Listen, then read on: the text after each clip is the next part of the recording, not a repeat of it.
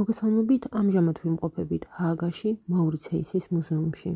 ეს კი ჰოლანდიის ოქროს ხანის პეიზაჟისტის იაკობ ვან რუისდალის ნამუშევარია, რომელიც მხატვარმა 1652-54 წლებში შექმნა.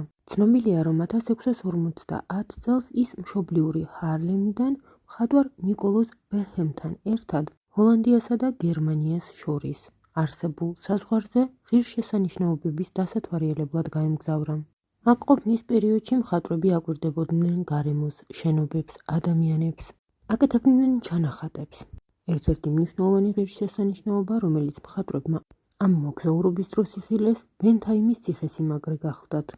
22 წლის ხელოვანზე ამ ციხესიმაგრეს დიდი შთაბეჭდილება მოუხდენია. ცნობილია ისიც, რომ ეს ციხესიმაგრე მის 12-მდე ნამუშევარშია წარმოდგენილი. ეს კი მისი მეგობრის, ნიკოლოზ ბერჰემის ნამუშევარია. იაკობ ვან რუისდალმა ეს ნამუშევარი მოგზაურობიდან რამდენიმე წლის შემდეგ შექმნა.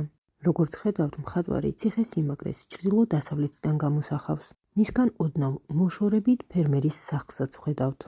სურათზე გამოსახული ადამიანების ნაწილი ციხესიმაგრისკენ, ნაწილი კი მდინარისკენ მიემართება.